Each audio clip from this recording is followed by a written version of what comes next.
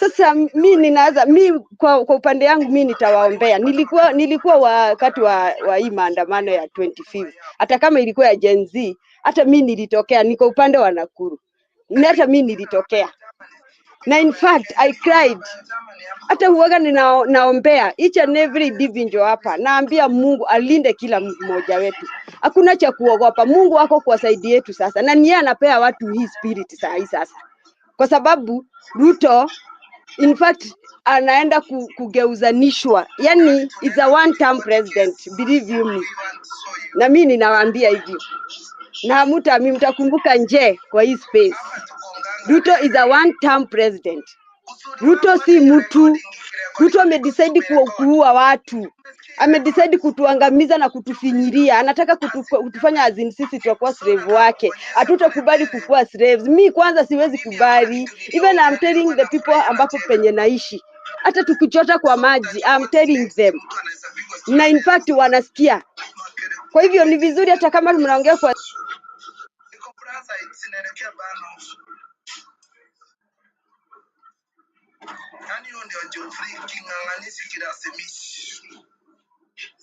yani siogopi lolote liwe liwali.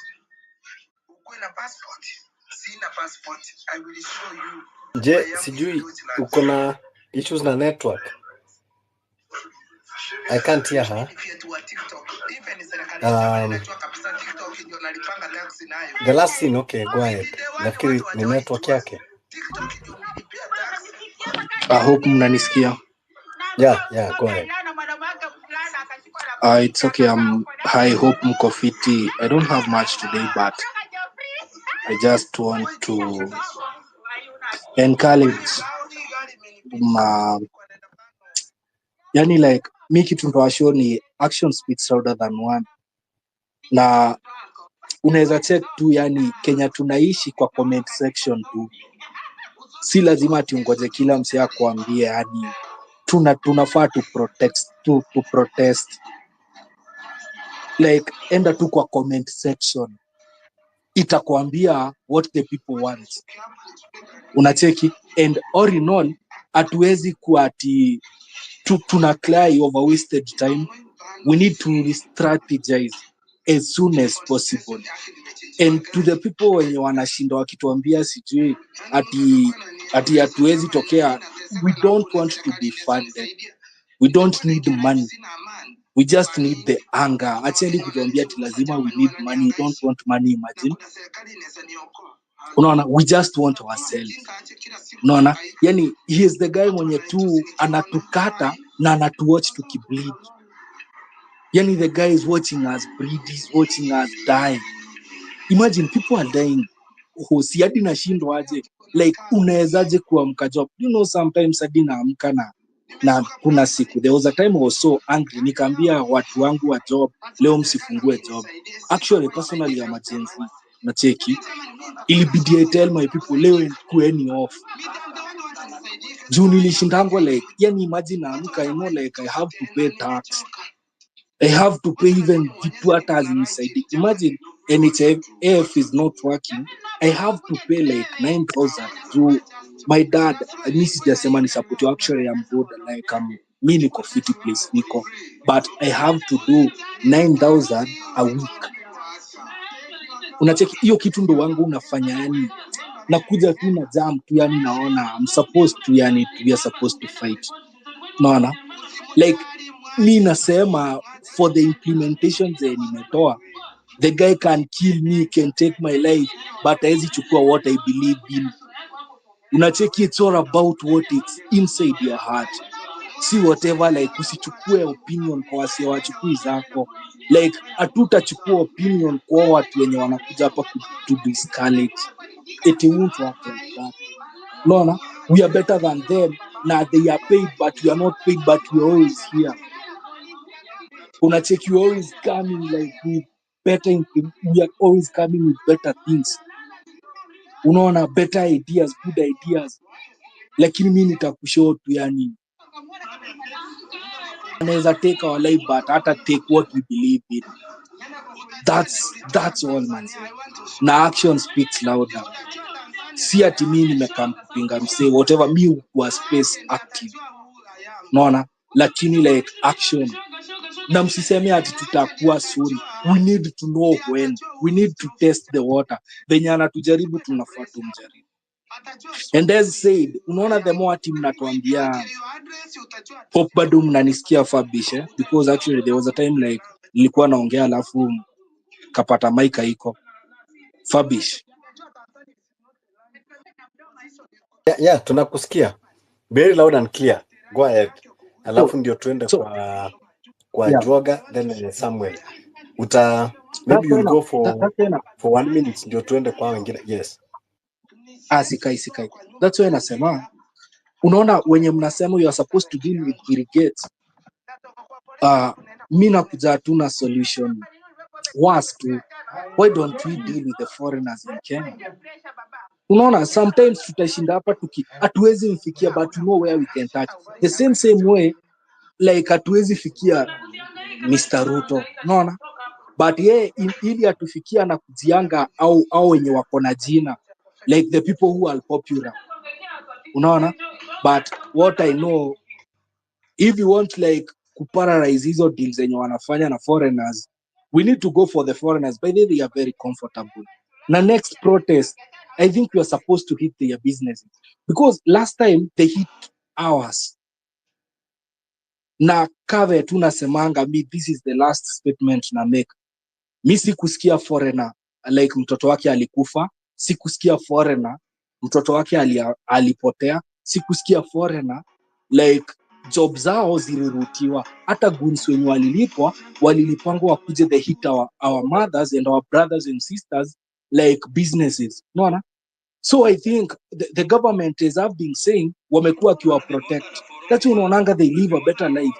Na nikame example na a certain video ya mzungu akisomea KDF akimuuliza mbona mnatupia gas, na ukacheki kuna makomrade wengine like manze walikuwa wanamuuliza we need to protest, it's our right, lakini wanapigwa na wanafanyiwa madharau kwa streets.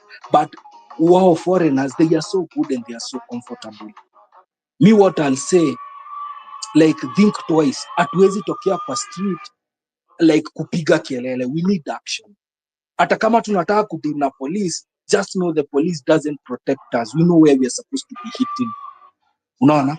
So me, I'm done Fabish, and I have a lot, but action speaks louder than words.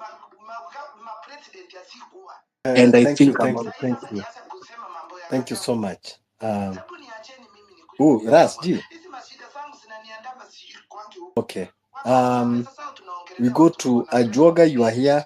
Then we go to Kenyan lady, then Samuel. Yeah. Good evening, everyone. I hope you are doing well. Yes. I just want to say something. I think in this country, it has now become very evident that everyone is drunk. All the leaders are all drunk. There is nothing good coming from political class completely. Just a few handful who cannot be able to push anything if they are left alone.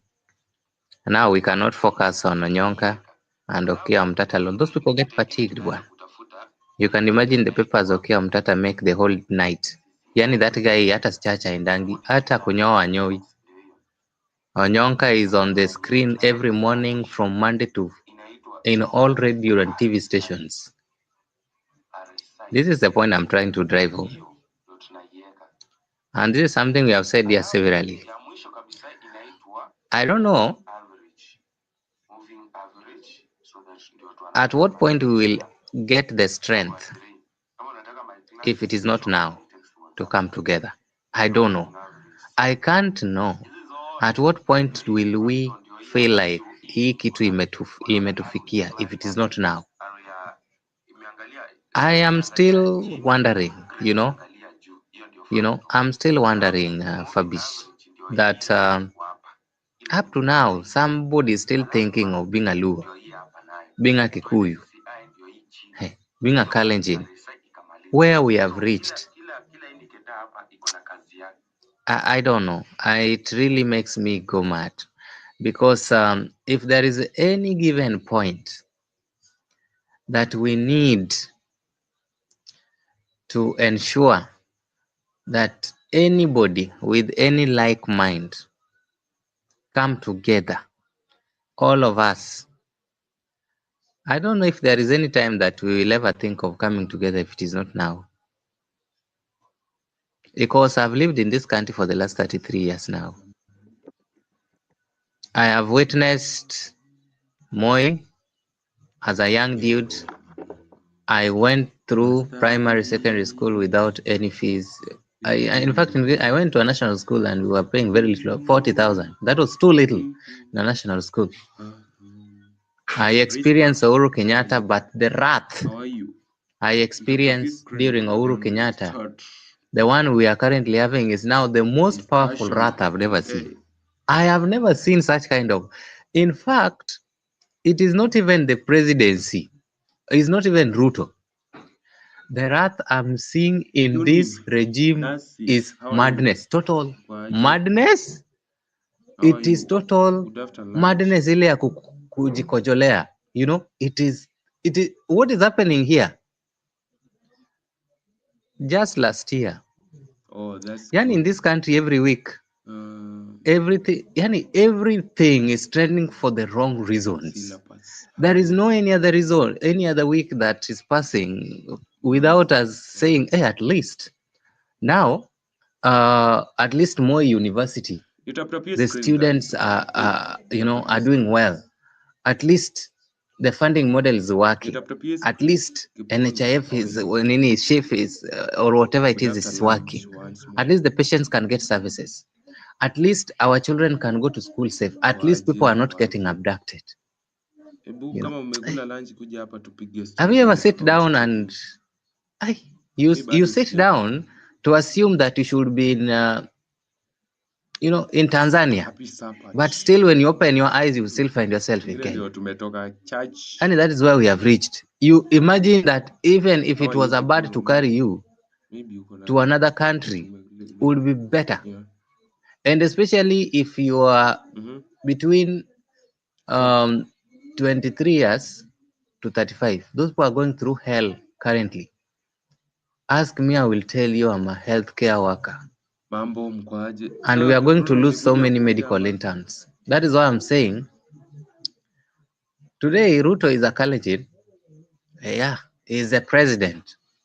All of us know that. How many Kalenjin interns have been paid their dues? Tell me. Kama we ni Kalenjin umelipwa sema. Mudavadi is in the government. Wetangula wako in the central. In fact, wamekanyaga na miguu zote nne. How many lawyers have been, medical interns have been paid their dues? If you want to know why, na mimi sijui Fabish. Unajua kuna vitu zingine mimi siwezi kuelewa by the way. Why are all this happening and still you get someone talking about tribalism for sure? Do you know the cost for training a medic is, in any standard measure you look at it in Kenya, is 6 million. That is, if someone has to go parallel. If someone go with jab that we had before during our time, it was about 3 million, 2.5. Then we lose Desri.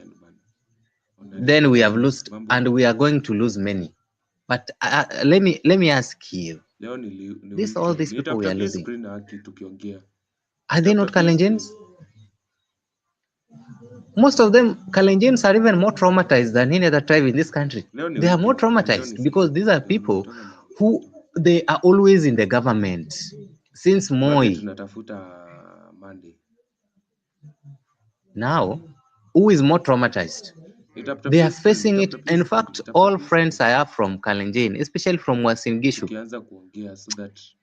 they really hate this dude with all their heart. And unajua Mkalenjin akikasirika utajua tu amekasirika. Na akikwambia ukweli amekasirika. I have so many friends on that area. What is killing us and what I've always said, sometimes let's leave egocentrism. Let's leave egocentrism where you are given small amount of money, unabaki kwa nyumba. You know very well you are having followers. You are like Fabish, you can pull people in a space like this. Unapewa pesa, watu hawaendi kwa street. Tuache hizo maneno. Right now life is very unbearable. Women are really suffering in this country. You know, men are really suffering in this country. So many families don't get meals. These meals you see, people are getting breakfast, lunch, supper. People literally, I'm telling you, even middle class are depending on 1 meal per day. Look at our healthcare. There are things that should make a sudden unequivocal call for us to forge away. But how do we forge away? My problem is not even Ruto. I've always said in these spaces that the problem is the political class. Look at that Indian purple called Cherargei. That's why I'm telling you, this country, the level of madness is unwavering. It is uncouth. How do you, with all your balls, you just stand one day, you decide that now 7 years ndio itanitosha. And this one they are pushing not because of anything, for their selfish interest. When they are pushing for these things and they are passing these bills, remember Public Service Commission, if you don't have money right now, even those interns are not there. Teacher Service Commission, if you don't have money, there is no employment. Everywhere is rotten to the core. Today, I was so surprised that one person I know went in a medical school for 6 years, did masters, another master's degree for 3 years, and even worked with World Health Organization and is more exposed enough. I saw Deborah posting about jobs in Qatar, that KICC, people are supposed to gather there. Surely, what is that? People are gathering in KICC, children, young people with papers, frustrated enough. Wameja KICC. You were just going. My sister was calling me and telling me, hey, I want to go and try out. I told her, wewe toka kwa hiyo nyumba, usiwahi onekana, because where are you going to?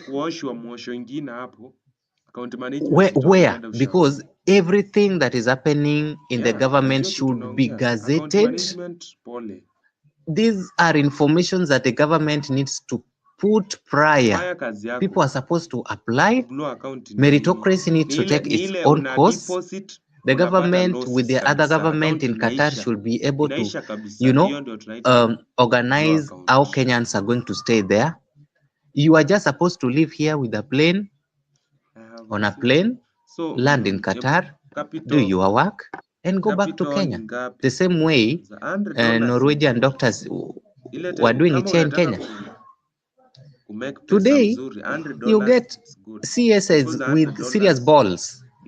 People who knows what they should be done. People who have served in this country for 20 plus years, sitting with some crook agencies in KICC, recruiting gullible Kenyans who do not even know what they are going to do. Then when they go there, there are no jobs, they are sleeping in the street. Those who are living outside the country in Canada, you know what I am talking about. How many Kenyans are on the street? Those who are in the United States, you know what I'm talking about. Those who are in Australia, you know what I'm talking about. Then now the worst of it all is Qatar.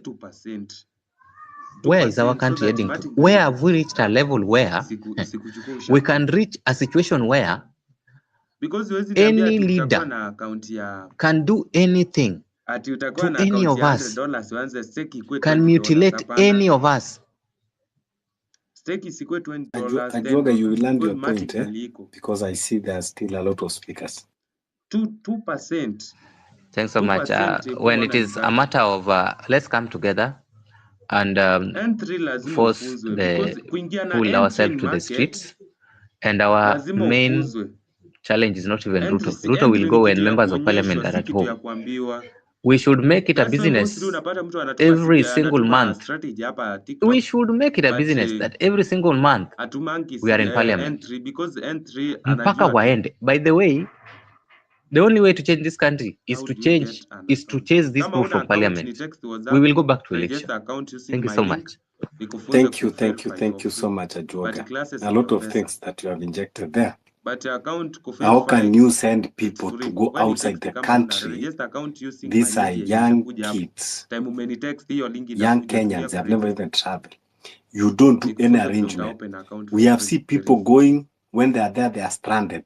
We have seen Kenyans, even the one, they are in Lebanon. Yeah, $5, When $5 there was kama na war, when there is war in Lebanon, you don't have even mechanism to evacuate them. Kenyans are crying there. Now you are sending people, when you yourself, there are some things even, sometimes you question, you reason, how can a government operate like employment agency? Which government in this world? People have been going abroad all along. You don't need a government to facilitate for you to get employment outside. That is what employment agency does.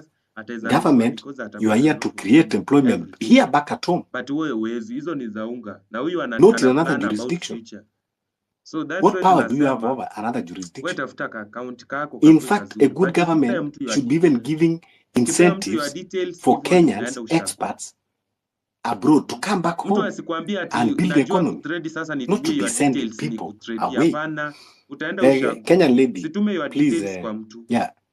Good morning, good afternoon, good evening. Hi, Fabish. Hi, everyone. Even my girlfriend Always a pleasure to listen to Kenyans. And this is the kind of topic I've been waiting for, the kind of conversation I've been waiting for. So I'm very happy to be a part of it. First of all, I want to thank the speakers because I listened and tried to get something here and there. And there are a lot of things that were said that make a lot of sense now. You can start with even $10. Just said, I think you're the one who said $5 we should so long start as attacking the wazungu. Absolutely. Okay, but that is where you start because they are not bringing any benefits to Kenya. And when you look at what happened during Mandamano, they were even brandishing guns at Kenyans. You're either with us or against us. They are the problem. They have to go.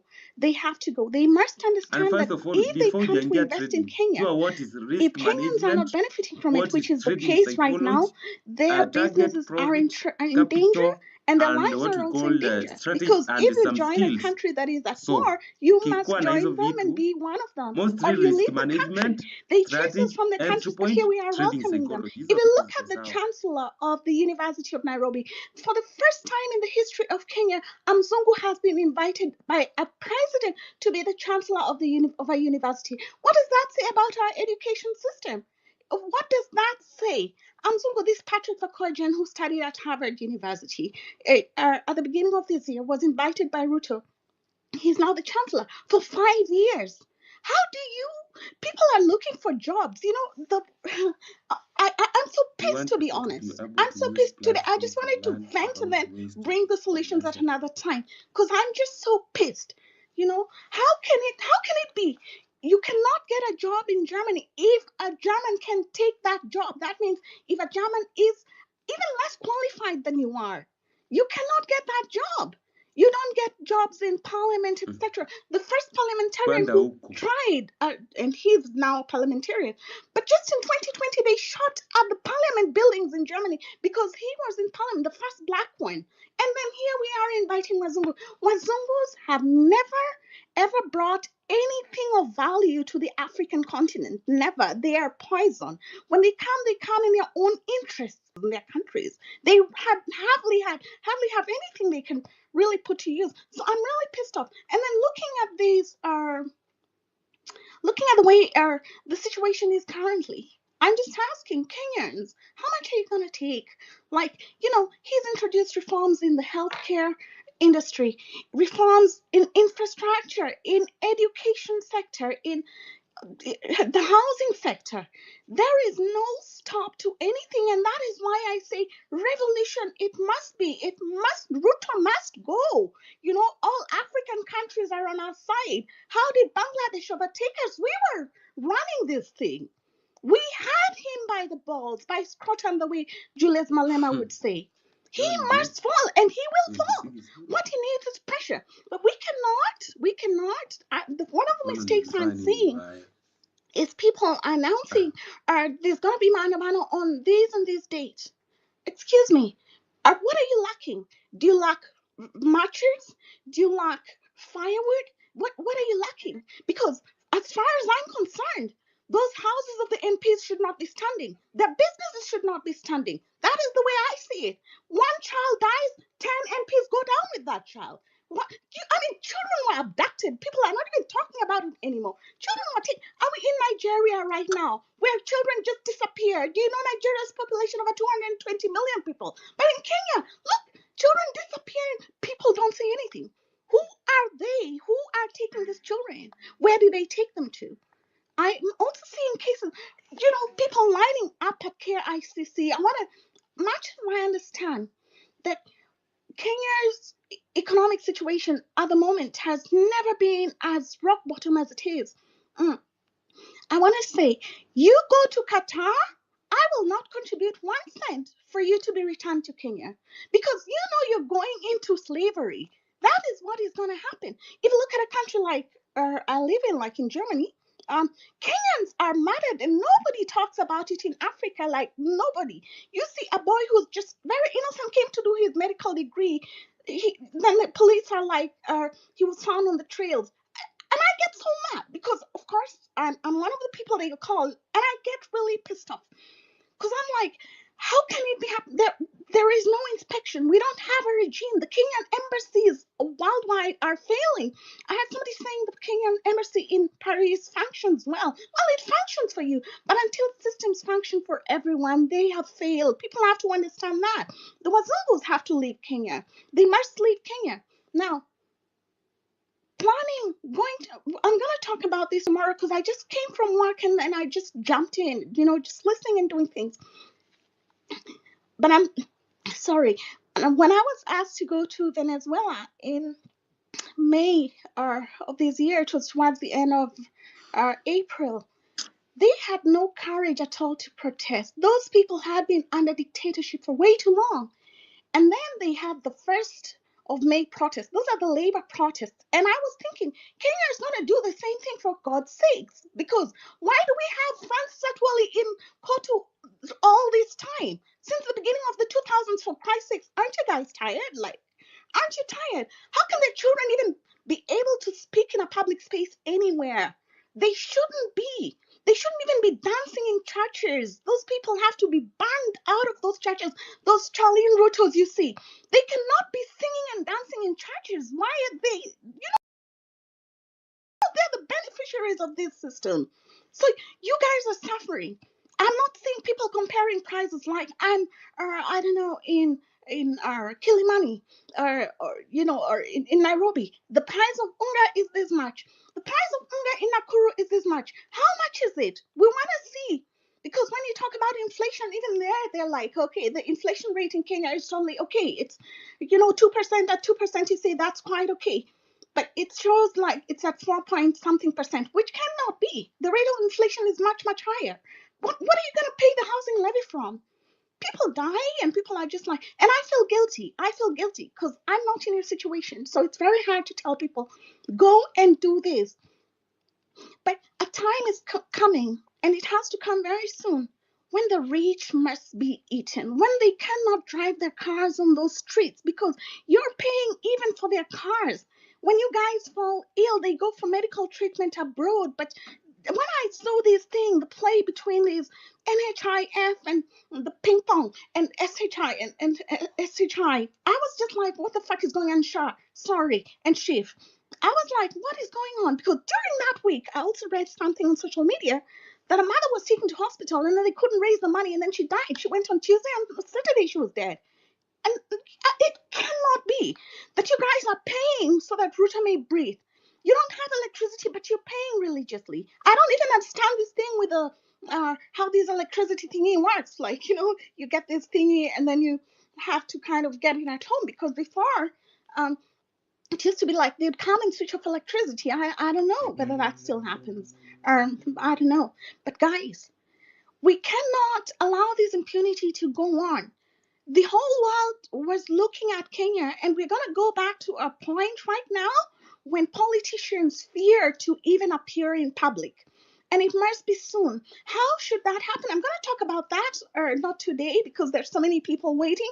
And I just thank you all, really. Let us start this revolution. But how should that happen? There must be fires. There must be fires at night. Light a fire somewhere. Start there. Start practicing how to light fires. If you don't have the courage to do that during Mandamano, let them be busy switching off the fires. Those houses of the MPs, their businesses, Yaya Center, intimidate those security guards. They either they fight with you or they fall with you. There is no in between.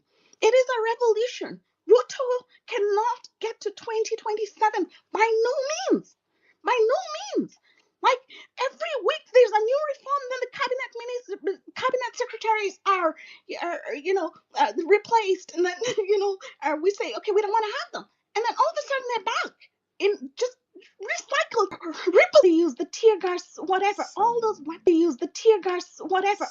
weapons. I would be throwing them everywhere. Honestly, I would be throwing them everywhere, because it cannot be that a handful of people are controlling the economy of Kenya, are controlling people to such an extent that people are so intimidated even to walk in two pairs. It cannot be. So Kenyans, please, I urge you, let us stop this thing up. We've lost courage. Every country that is enjoying freedom, it was fought for. It was fought for. So please, you have power in numbers. Fabish, I'm going to say, I'm not going to disclose the strategies right now or today, but there are many strategies, and not the simple ones of just lighting a fire or bonfire. Not those ones. There are others, but you have to. So we have to start organizing. How do we start organizing? We have to organize out of the spaces, because they can listen.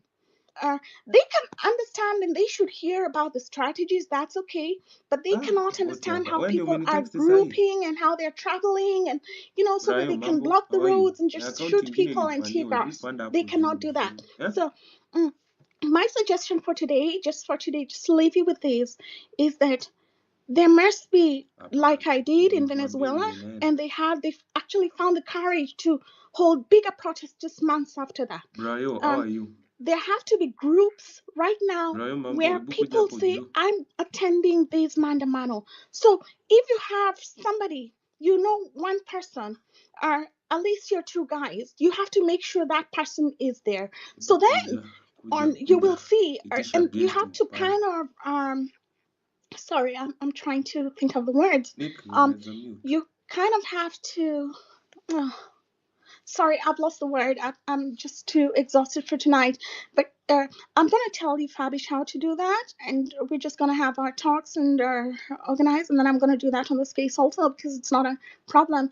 But WhatsApp groups have to be there. Organizing. There's going to be a revolution here and here. And how do you sort out the police in that group? People have to provide, unfortunately, they have to provide their identity. That is just the way it is. And once you give your identity, your phone number, everything, you betray people, they're going to be found. And of course, there are going to be spies in those groups. They're going to be spies. But there are solutions even to that, to sort these people out. And if we don't do that, if we don't organize, that you make sure somebody is coming, that we know, okay, if there is a mano here at this and this place, they're going to be like 1, 2,000, 3,000 to 100,000 people. It will work. People have to believe it will work. And also, Mandamano actually has to be compulsory, like we do also in Europe. If they are oppressing somebody, these demolitions that are going on, or the landlord rates, the rent rates going very high, we always gather there and sleep there at night, making sure those people are not evicted. So until people understand that a person's problem is not just that persons, but it will eventually come to eat you. Even those politicians, they normally started raising Harambes, after they were out of power, like Rigathi is going to do very soon. Like, help me, I need medical attendance. But people stand strong, start organizing. The revolution has to start, and it has to be bonfire after bonfire. You saw what France did, for God's sake. You see what Germany does whenever there's a protest. There has to be fire. Fight fire with fire. You cannot bring water to extinguish the fire. Thank you very much. I'm sorry I wasn't prepared, but we'll talk tomorrow and in the progressive days. Thank you. Thank you so much, our sister. Thank you so much. That was very powerful submission, and of course, yes. Ladies and gentlemen, we are continue discussing and bringing solution. This movement now is taking another shape. We are done with the jokers and content creators. We cannot be wasting our times, sleepless nights. We are absconding our work to discuss things that are endless and that are unproductive. That's why we are saying now we are taking another route. We are now becoming very serious. This is now a movement that is not for joke. The movement that we are not there just to be relevant. We are not looking for followers. We are not looking for content. We are not looking for to be famous. It is our collective duty and responsibility. And we have said that we will imply every tactical means that we can. Our end goal is that we are tired with this regime. There is nothing to negotiate with them. There is nothing to talk with them. But first thing first, we cannot allow this regime to use goons, to use criminals to be abducting, torturing, and killing us. So before they do that, now we are strategizing. We will go after them before they harm us. And we want to make sure that very soon the government will start now feeling the heat. This game, these gimmicks, this theater that they are taking us and throwing bills here and there, taking us around. We know those kind of games. Kenyans are not stupid. We are very educated. We are very knowledgeable. We know the games that you are playing. And now we want to tell them that stop that game. We have given them enough time, 2 years plus. On June, we even invited the president to the space. We told him what we wanted him to do. But he blatantly continued being a tone deaf. So it is not our problem anymore. We just need them to leave, all of them. We want all of them to leave. This is a movement. The movement now, when it gains momentum, whether you are in the movement or you are against the movement, understand that there will be consequences. Don't betray the movement, because this is about life and death. When you are betraying the movement, you are dancing with the graves of those people that they already sacrificed their lives for this movement and for our country. We cannot allow to disrespect our fallen heroes anymore. When you decide to join the movement, understand that you are signing for the cause. Let the history judge you when the new history of this country will be written. Let your name count. At least you'll be telling your children that you are part of the people that redeem this country. So we are not joking anymore. Hatutafuti neta content, hatutafuti content. Hatutafuti kujulikana. We are not looking for positions. We are not looking to be bigwigs or to be the leader of political parties. We are not interested with political formation. This is a revolution movement. And we will continue being a movement until when we redeem this country, then now we can decide whether we want to have a political formation. So Samuel, then we go to, there was this guy, Samuel, I think, then Doc, and then Ras. Then we go to, oh no, it is Samuel, then Engineer, then Doc, then Kabiru, then Ras, in that order. Asante. Nafikiri mnanisikia vizuri. Kwanza wacha nishukuru kwa hii nafasi ambayo nimeipata, kwa sababu nilikuwa natamani ni pia niongee. Nasikia moyo wangu uko na mchepuko sana na hasira nyingi sana, kulingana na waongezi ambao wametangulia kuongea hapa.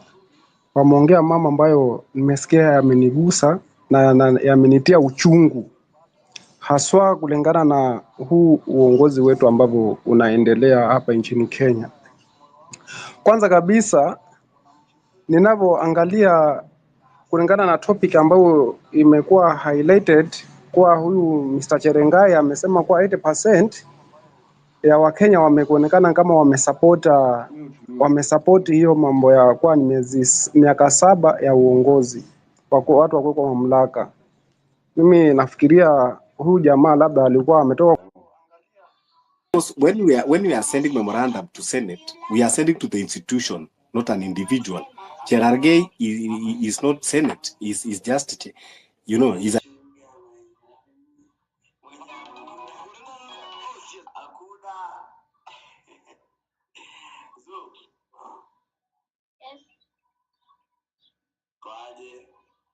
I think you keep on. Not that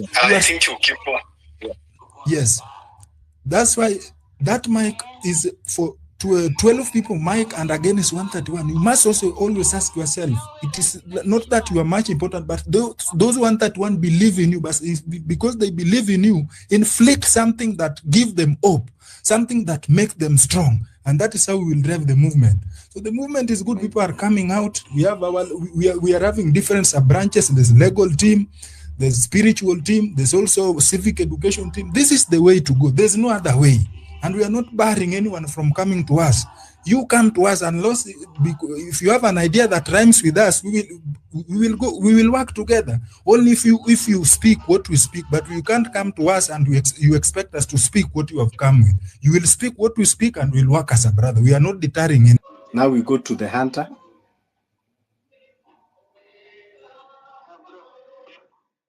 The hunter. Is it the hunter? Oh, Babish, thank you. My network is very bad. Okay. Yeah, go on. But I want to thank each of us for the day.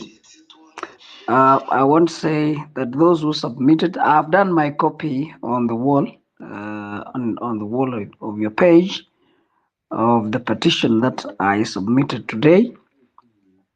I want to say that we really need to wake up, my brothers and all sisters here, because it is very abnormal to see the Attorney General, before even the compilation of the memoranda is completed, that even filing, looking at them, that the Attorney General has quickly gazetted the public participation agenda and called for our views. So that tells you that the process of the term limit as provided for and tabled through the bill at the Senate Assembly is a process which is carefully planned by Ruto. This is not a secret, but we have reminded him that one time he said that he will not oversee the transition of our constitution being mutilated by way of having a very serious popular initiative or a referendum being carried out by the National Assembly in form of extending the term limits. So as we have done today, we also need to do quickly We need to do those submissions in terms of our view in respect to public participation, and we need to reject kama hatuwezi kukataa hii maneno I'm foreseeing a situation that Ruto will rule for the next 100 years, as he said. But zaidi ya yote, we also need to change our way of handling these matters, including now doing very serious debates across all platforms, the social media, the mainstream media, and also doing public fora engagement, which will be covered in all other platforms. Else, this process will see Kenya go down. But I want also to thank the High Court today for actually giving the conservatory orders in respect to the energy contract with Adani and the Ketraco. I really want to say that we are really moving on well. But we also need to come up with more strategies to cap this menace. I will learn because I'm seeing my phone is gone off. Okay, thank you so much, The Hunted. I see new speakers. Cheruyot is there, then Jeffy. Fabi, I'm leaving for hospital. I needed to just add something little, if you don't mind. Okay. From what the immediate speaker said, and I think Binti also. There's something I want to dissuade us here. Let us not come here and kind of imply that only our ideas are valid and other people's ideas are not. Let's give this space everybody to come express themselves in the way they know best. Of course, if they go anti the movement, we should call them out. But let us also not be in a situation where we think we know and other people don't know. Here we are equivalent. You do your role, give people 3 minutes, they give their submission, and they move on. Thank you. That is true. Very, very well. Let's go to Cheruyot.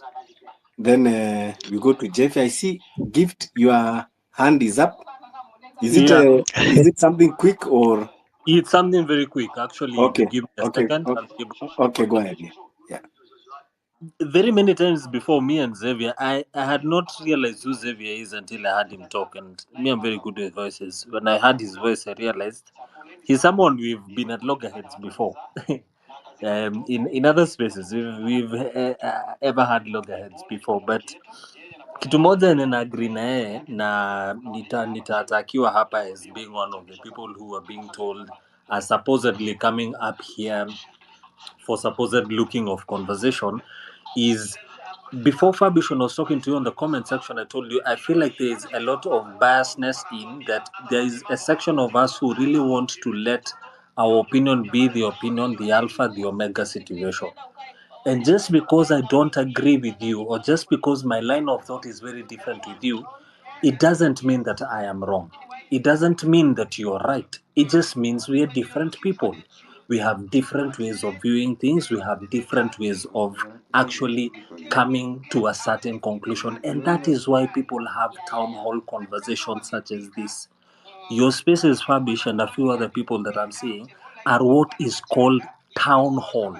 The whole point of a town hall is for Fabish to come with those opinions, Rasji to come with his, Gift to come with his. There is no point of a town hall that is supposed to be that it must be from a place of all being in agreement in all the things that we are talking about. We already have one single objective that brings you into a town hall. Either you're discussing about rents in your place, or you're discussing about, in this situation, good governance in your country, in as far as having an illegitimate government is concerned. So that there gives us a basis. But just because it gives us a basis does not mean that we will all walk in one opinion. And so when I hear some people continuously want to hammer that because we have been here before, we have seen this before, You younger guys, you need to listen, you need to hear. I appreciate all of that. I appreciate you've been somewhere before. I appreciate as a 35-year-old, you might be a 45-year-old, a 50-year-old who's seen a couple of things more than I have. I completely respect that. But at the same time, your opinion and my opinion can both have a space to both be listened to and be heard. And then the last thing I wanted to say is, as Binti had said before, we are not all operating from the same place of energy. I've told you before, Fabish, me before 25th of June, I have been as many other millennials who may pretend. Some are here, some are not. As many other millennials, I was one of those people who was less concerned about good governance, less concerned about political aspects. Nilikuwa hapa nasema hai inanisumbua wapi? Mimi naamka job, naenda, sigavoishi kuiba, si corruption inakuaga, sijui nini. I got to my day and my moment of salvation for my reasons on June 25th. Now, wherever I operate from, Fabish, is not the same level of energy and momentum as yours. You, with your momentum, must appreciate me with mine and create space for mine. And even if sometimes I will look shaky, do I have the same objective with you? Yes, I do. So you that has the energy that is twice mine, if you're able to be a bigger brother to me, then you can be able to look back, slap me when you need to slap me and wake me up, but at the same time, be very quick to realize that in this particular situation here, you're my elder and I'm following. So I may not be in the same energy as you, but accommodate my energy. If I come and say that when I walk out from Mandamanos, because I've never been to them before, and I say I walk out with a sense of cowardice, don't tell me don't walk out if you're coward. We're not all in the same space. We